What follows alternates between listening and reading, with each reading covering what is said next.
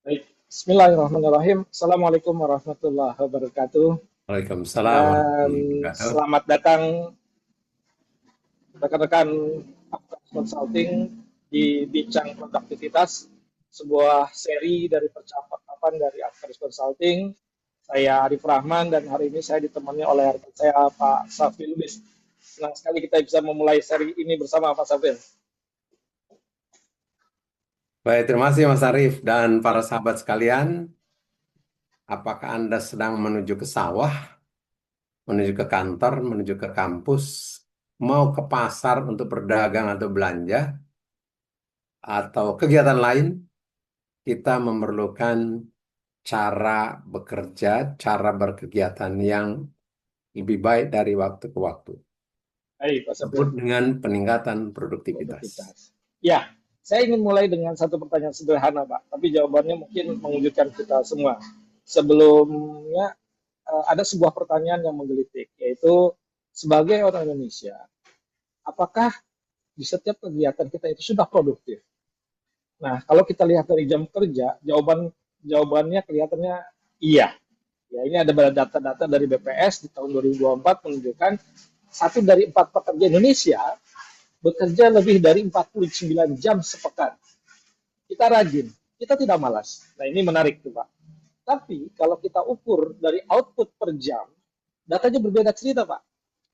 ILO, sebuah badan dari PBB yang berbicara tentang para pekerja, ini mencatat produktivitas per jam kita itu hanya dihargai $14. Ya, di pengukurnya itu dicatat oleh ILO.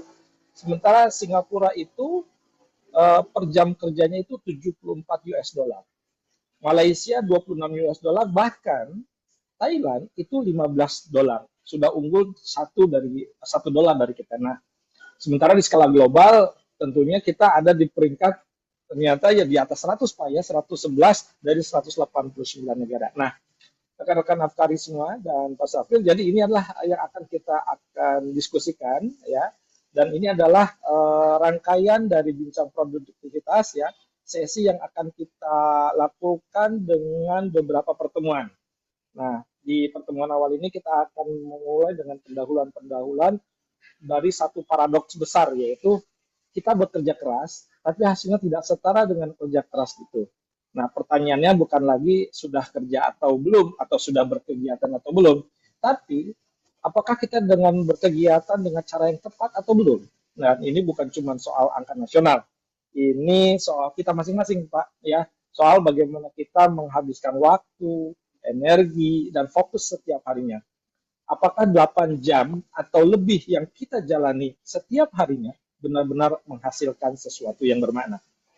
Nah, di sini kita akan bincang produktivitas ini, dan untuk itulah bincang produktivitas ini hadir. Kita tidak akan bicara teori mulu nih Pak ya, kita akan bicara praktik, apa yang benar-benar bekerja, dan apa yang selama ini kita berkegiatan tapi ternyata tidak. Nah, untuk episode perdana ini saya akan langsung tanya Pak Safil dari pengalaman Pak Safil sendiri ya, yang tentunya memiliki sudah segudang pengalaman. Apa satu hal yang paling mengubah cara Bapak dalam berkegiatan? Silakan Pak Zafir.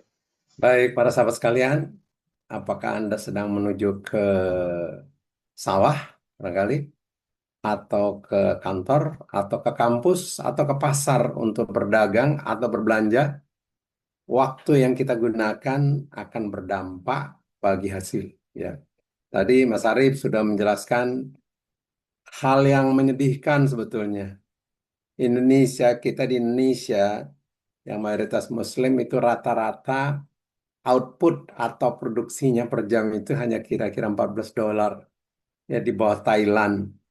Angka lanjutan kalau boleh jadi itu di bawah Vietnam. Jangan sangat jauh dari yang di puncak nomor satu itu nilai per jamnya atau output atau hasil yang mereka capai per jamnya itu kira-kira 150-an dolar. Itu jauh sekali. Bagaimana kita menyikapinya? Yang pertama tentu kita merasa prihatin. Apakah prihatin saja cukup? Tentu tidak cukup. Kita perlu melakukan perubahan, para sahabat. Kalau kita berbicara perubahan, perubahan ini adalah satu hal yang sangat tidak disukai orang. Ya, people tends to reject changes. Cenderung menolak perubahan. Mari kita lihat dulu bagaimana seseorang melakukan perubahan. Manusia digerakkan oleh pikirannya. Langkah yang kita ambil digerakkan oleh apa yang didesain, diputuskan oleh pikiran kita. Ya, secara ringkas saya kasih gambar begini. Pikiran kita itu terdiri dari sekurang-kurangnya 5 komponen utama. Yang pertama adalah imajinasi. Yang kedua adalah memori. Memori perjalanan hidup kita seluruhnya dicatat pikiran kita. Yang berikutnya adalah dorongan. Sesuatu yang mendorong kita untuk melakukan tindakan. Yang keempat adalah nalar. Itu kurang lebih mengkaji. Ini pikiran udah benar nggak? Mengkaji yang disebut dengan akal sehat. Yang kelima adalah emosi. Emosi ini bukan marah. Emosi ini terdiri dari kasih sayang dan seterusnya. 5 komponen inilah yang mengatur pikiran kita. Nah, pagi ini mari kita mulai menata pikiran kita siap untuk menerima perubahan. Coba imajinasikan teman-teman, para sahabat sekalian, Indonesia atau rakyat Indonesia dari output atau hasil per jam $14 itu yang mestinya kita sambut dengan air mata ya. Bisa harus naik. Masa tetangga kita aja 26. Ini bukan persaingan kebencian, tapi persaingan untuk kebaikan. Tetangga kita, sahabat kita yang dulu mereka belajar Indonesia. Malaysia itu produksi rata-rata per jamnya $26. Singapura 76, 74. Bisakah kita 2 kali aja dulu dari 14 ke 28? Apa yang perlu kita lakukan? Merubah cara kita berpikir. If you change the way you think, you will change the way you work. Kalau Anda merubah cara berpikir Anda, maka Anda akan merubah cara kerja Anda. Oke, nah nanti kita akan bahas Mas Arief. Cara kita kerja bagaimana? Kita sibuk banget. Jungkir balik. Atau istilahnya itu zaman dulu disebut kaki jadi Jadi kepala, kepala. kepala jadi kaki. Luar biasa jungkir balik gitu ya. Tapi hasilnya $14. Kerjanya berapa lama? Dari subuh sampai habis isya. Badan gimana? Badan itu sudah rasanya kayak remuk gimana? Tapi kita dapat $14. Bagaimana kita merubahnya? Kita akan bahas tentang productivity. Gitu Mas Arief. Baik, terima kasih Pak Sabir. Ini menarik. Ternyata bicara produktivitas itu tadi sejelas saya meng-highlight pertama yang kunci yang pertama yaitu mengenai bagaimana perubahannya. Tadi kita agak prihatin, bukan agak prihatin dengan angka statistik yang dikeluarkan itu ya dari ILO itu. Kemudian yang kedua ya kembali kepada kita. Sebenarnya kita ini apakah memang produktif atau sibuk tapi tidak produktif. Nah, ini menarik, Pak. Nah, mungkin boleh dikasih gambaran, Pak. Sesi bincang produktivitas ini tentu kan setidaknya kita ada sekitar 5 sesi ya, Pak ya. Nah, mungkin bisa dikasih gambaran, Pak. Bagaimana nanti episode-episode yang pertama sampai dengan kelima yang akan kita obrolkan ya di bincang produktivitas ini. Nah, mungkin Pak Safri bisa berikan gambaran selanjutnya dari rencana episode ini. Silakan Pak Baik, Safri. para sahabat sekalian, sebelum kita lanjutkan, kita pahami dulu produktivitas ya dari waktu ke waktu. Kemudian yang berikutnya kita akan bahas kenapa kita itu udah merasa capek banget, sudah jungkir balik, tapi hasilnya kok nggak bagus. Nanti berikutnya adalah bagaimana kita menata fokus kita dalam bekerja, berkegiatan, bagaimana pengelolaan waktu dan seterusnya, ya. Tapi pagi ini kita Pak, ya kita akan bahas tentang produktivitas saja dulu. Oke. Pada waktu revolusi industri, ya, di situ mulai diperkenalkan mesin-mesin dan manusia itu dianggap bagian dari mesin. Jam kerjanya itu luar biasa panjang dan sebagian malah pakai cambuk lagi, ya. diiming-iming ada upah yang lebih baik sedikit, tapi kadar penghargaan terhadap manusianya nyaris tidak ada. Ya, kemudian tahun 50-an mulai menata manajemen manusia atau sumber daya manusia dikelola lebih baik, tetapi masih disebut aset. Aset bisa dikutak-atik sehingga bagaimana caranya manusia kita-kita ini memberi hasil yang paling tinggi. Kemudian setelah tahun 90-an mulailah datang bagaimana memanfaatkan pengetahuan dalam bekerja supaya hasilnya lebih baik, ya. Berikutnya setelah tahun 2010 mulai datang IT, kita gunakan lebih intensif. Nah, setelah 2010 sampai saat ini mulailah tumbuh kesadaran bahwa seyogianya produktivitas itu harus dibangun dengan memanusiakan manusia, tetapi mendorong tumbuhnya yang keinginan yang terbaik dari yang bersangkutan agar hasil yang diharapkan juga terbaik. Itulah rangkaian dari productivity. Hari ini kita membahas produktivitas dalam perspektif yang berbeda, bukan lagi bagaimana caranya memperoleh hasil yang sebesar-besarnya dari aset yang kita tempatkan, atau memperoleh output yang maksimal dari input yang kita gunakan. Hari ini kita akan berbicara tentang produktivitas yang bermakna. Ya, apa itu adalah gabungan dari fokus, dimultiplikasi dengan energi, dan dimanfaatkan juga waktu yang cocok sesuai dengan kebutuhan, di mana fokus yang kita tata adalah sesuatu yang bermanfaat, sesuatu yang membawa kemaslahatan, bukan hanya untuk diri kita. Ya, sebagai pembukaan tentang productivity ini adalah bagaimana kita memanfaatkan fokus, menata fokus, kemudian dimanfaatkan, digunakan energi secara optimal, dan menempatkan waktu yang cukup untuk melaksanakannya. Productivity adalah fokus digabungkan dengan energi, digabungkan dengan waktu. Itu sebagai pembukaan Mas Arif. Baik, Pak Sabril. Ya, memang karena ini adalah juga pembukaan seri, tentunya kita akan memberikan gambaran kepada para peserta atau rekan-rekan yang nanti akan bergabung ya tentang gambaran utuh ya tentang produktivitas. Tapi ada satu pertanyaan mendasar Pak yang ingin saya tanyakan sebagai bagian dari pengantar kegiatan ini Pak. Eh, Pertanyaan mungkin ke Pak Safil ya. Kenapa kita harus concern tentang produktivitas Pak? Baik, manusia diciptakan Allah itu ternyata adalah untuk berbuat sebanyak-banyak kebaikan bagi manusia lain.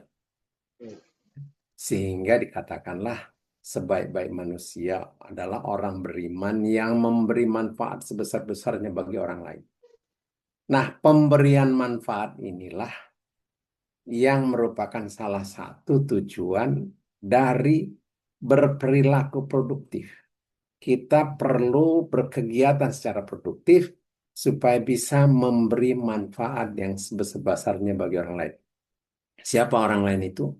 Orang lain itu boleh jadi adalah diri sendiri. Boleh jadi keluarga kita, boleh jadi tetangga kita, boleh jadi rekan sekerja kita, boleh jadi perusahaan di mana kita bekerja. Memberi yang sebesar-besarnya. Itulah kurang lebih yang menyebabkan kita harus produktif, Mas. Kalau kita tidak produktif, bagaimana kita bisa memberi? Mungkin para sahabat ingat bahwa di dalam salah satu ayat Al-Quran itu Allah bilang, Allah sebetulnya menghendaki manusia itu menempuh jalan yang mendaki dan sukar. Ya. Menempuh jalan yang mendaki dan sukar. Untuk apa? Supaya kita bisa menolong saudara-saudara kita yang miskin, yang lapar, anak yatim. Artinya, kita memberi manfaat yang sebesar-besarnya kepada orang lain. Dari situ kita bisa rangkum bahwa fokus kehadiran kita di muka bumi adalah bagaimana kita bisa bermanfaat kepada orang lain. Langkah menuju pemberian manfaat itu adalah dengan produktivitas yang sebaik-baiknya, setinggi-tingginya. Gitu kurang lebih Baik. Mas Arif. Ya, baik Pak Sutra. Ini syarat sekali dengan nilai-nilai spiritual ya Pak ya yang tadi Bapak sampaikan. Nah, dari pengalaman Pak Satrio ya tentang produktivitas ini ya, yang dari awal mungkin Pak Satrio berkegiatan di berbagai bidang ya, dan meniti karirnya sampai dengan terakhir Pak Satrio sebagai salah satu pimpinan di perusahaan tambang ya Pak ya. Nah, pertanyaannya mungkin tadi perspektifnya kan dari sisi biasa di spiritual. Kalau dari perspektif bagaimana akhirnya sebuah organisasi atau perusahaan menilai tentang produktivitas itu sendiri, menilai seseorang tentang produktivitas itu, Pak. Mungkin dari perspektif itu, Pak, Baik, sebagai Bapak. ini yang menjadi menarik ini begini Mas Arif dan para sahabat sekalian, saya berkesempatan bekerja di satu perusahaan tambang batubara yang besar di Indonesia. Saat awal saya ke sana, jarang sekali terlihat senyum di wajah karyawan. Semua bekerja sangat lelah, bekerja di bawah tekanan karena produksi harus tinggi. Hari ini saya menggunakan seragam pekerja tambang. Ya, ini ada macam-macamnya di sini, ada Scotch Light dan sebagainya. Kenapa saya tampilkan ini? Karena di tambang adalah salah satu lingkup kegiatan yang produktivitas itu mudah diukur. Seorang operator ekskavator misalnya, kalau jejeran truk yang menunggu dimuatnya banyak, nunggu sampai ada 2 truk yang menunggu, apalagi 3, tandanya dia tidak cukup cepat untuk menyediakan bahan baku mengisi truk itu. Ya, produktivitas si operator langsung terlihat tidak cukup optimal. Sebaliknya, operatornya bakatnya sudah di atas, tapi truknya belum sampai, maka terlihat operator dump truknya atau yang mengaturnya tidak produktif. Ini contoh yang paling mudah di. Nah, bagaimana keseimbangan antara apa yang kita berikan dan apa yang dibutuhkan orang lain, seandainya itu sinkron, maka tumbuhlah hasil yang optimal. Saudara-saudara kita yang beruntung di Eropa, yang produktivitas per jamnya itu sangat tinggi, karena bisa menggabungkan antara apa yang diperlukan, disediakan oleh orang lain berupa jasa, sehingga sinergi inilah yang menghasilkan yang sebesar-besarnya. Nah, kita dalam menata produktivitas yang optimal ini, tentu seperti kalau ditambang, semuanya satu sama lain memberikan hasil yang optimal, tetapi harus sinkron satu dengan yang lainnya, sehingga terjalinlah sinergi. Nah, dalam produktivitas ini, fokusnya adalah bagaimana memberi yang terbaik kepada mitra kerja kita. Siapa mitra kerja kita? Boleh jadi keluarga, boleh jadi sahabat, dan seterusnya.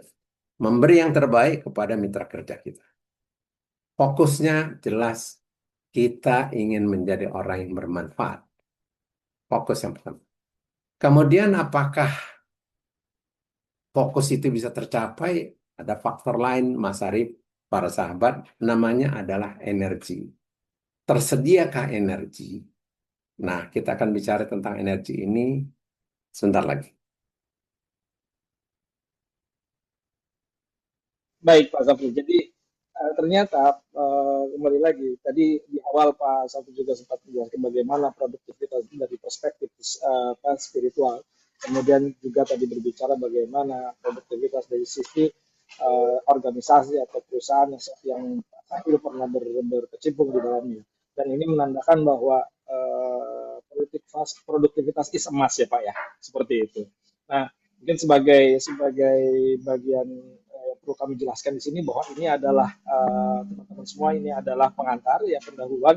Kita akan bicara tadi Pak Sabtu sempat menyinggung tentang energi, kemudian hal-hal lain yang berkaitan dengan produktivitas itu sendiri. Nanti kita akan temui itu di episode-episode berikutnya. sekali lagi program ini, Bincang Produktivitas ini dibuat tidak terlalu panjang karena memang tadi untuk tetap menjaga fokus kita dan juga menjaga keberlangsungan efektivitas diskusi kita, sehingga kita akan fokus kepada isu-isu yang memang menjadi relate dengan permasalahan isu di lapangan, termasuk dengan teman-teman yang ada. Nah, tapi kita akan masuk ke episode yang maksudnya bagian kedua, yaitu bagian Q&A. Sebenarnya mungkin mungkin kita akan masuk ke pertanyaan-pertanyaan yang satu perubahan, Pak. Ada pertanyaan, Pak. Baik. Apa sebenarnya bedanya mungkin Pak ya, tanda orang sibuk dan produktif, Pak? Ini sering ditanya.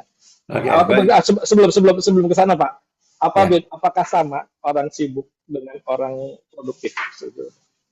Oke, orang sibuk dia dikendalikan oleh waktu, sehingga waktu yang tidak tertata ini menyebabkan yang bersangkutan harus bekerja ekstra keras, bekerja sangat sibuk, harus cepat, harus memenuhi berbagai faktor karena dia ditata oleh waktu.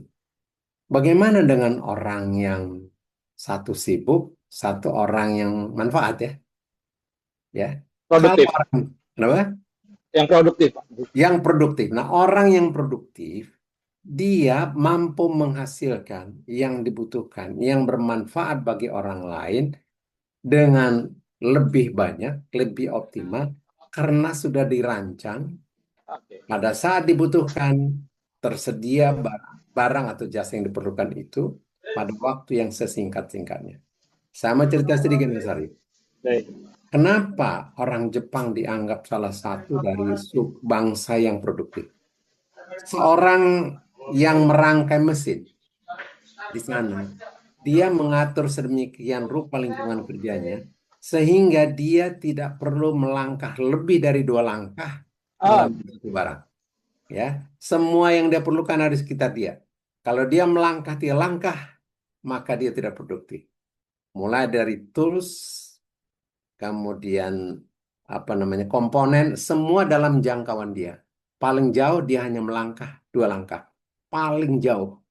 Akibatnya adalah waktu dia efisien, semua yang dibutuhkan ada di situ, pekerjaan dia lebih cepat. Apabila ada satu baut yang lebih, berarti ada yang salah sehingga dia bisa mengendalikan kualitas dari pekerjaannya. Ini adalah contoh orang yang produktif. Ada lagi orang yang sangat sibuk, dia lari ke sana kemari, mencari tools, mencari komponen, mencari macam-macam, yang sebagian besar waktu dia hilang dalam perjalanan. Bukan hilang karena bekerja. Ada lagi yang membuang waktunya banyak sekali mencari barang-barang, mungkin di dekat dia, tapi karena tidak diatur dengan baik, dia sibuk sekali mencari barang itu sehingga membuang waktu yang lebih banyak. Ini bedanya antara orang sibuk dengan orang yang produktif. menarik, Pak, menarik. Ya, ini simpan dulu, Pak, karena ini adalah sekali lagi masih pendahuluan. Nah, rekan-rekan semua ya, rekan-rekan Afganis, dan di bincang produktivitas ini sekali lagi kita banyak sekali hal-hal yang menarik dan sangat relate dengan kenyataan yang dihadapi saat ini ya.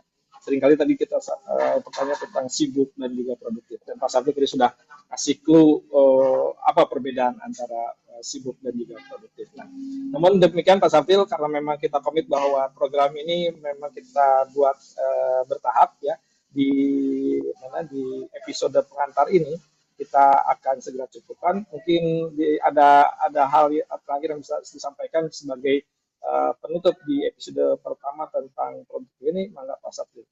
Baik, para sahabat sekalian, karena fokus menjadi salah satu bagian terpenting dari productivity, bagaimana kita membuat fokus itu betul-betul sesuai dan betul-betul dia mengarah kepada pemberian manfaat yang optimal. Pertama, tanyakan mengapa fokus ini harus ini yang saya pilih. Mengapa saya harus fokus pada hal ini? Yang kedua adalah dari fokus yang saya tuju ini, dia memberi manfaat apa? Apakah manfaat itu merupakan manfaat yang seluas-luasnya atau hanya sedikit saja? Boleh jadi Anda melihat fokus itu sangat penting, tapi boleh jadi manfaatnya adalah kecil. So, mulailah tanyakan, kenapa saya harus mengambil fokus ini dan apakah ini bermanfaat? Dan kita akan bertemu pada episode yang akan datang. Terima kasih Pak Zafil, pembicaraan yang menyenangkan dan sangat bermanfaat ya, terutama bagi teman-teman. Semoga ini menjadi sebuah awal, kita akan terus mengikuti episode-episode berikutnya di Bincang Produktif ini. Jangan lupa ikuti dan karena ini akan kita share di link YouTube Afkaris, silakan di-share, di-like, dan di-komen. Dan bila rekan-rekan ada pertanyaan-pertanyaan lebih lanjut, silakan dikirimkan di komentarnya. Atau memang bila ada rekan-rekan yang entah itu sebagai pimpinan atau organisasi atau perusahaan yang ingin bicara tentang berbicara tentang produktivitas dari timnya atau bagaimana kita akan meramu produktivitas atau ingin mengundang kami di dalam kegiatan-kegiatan di perusahaan ya untuk berbicara tentang produktivitas ini, sudah ada alamat dan email yang nanti bisa disampaikan ya, bisa dihubungi ke nomor tersebut. Dan insya Allah mudah-mudahan pertemuan berikutnya juga kita akan berbicara lebih jauh. Jangan lupa untuk bisa terus mengikuti episode-episode berikutnya. Dan sekali lagi terima kasih Pak Safil. Kita akan bertemu di episode berikutnya. Assalamualaikum warahmatullahi wabarakatuh. Salam Waalaikumsalam warahmatullahi produktivitas. wabarakatuh.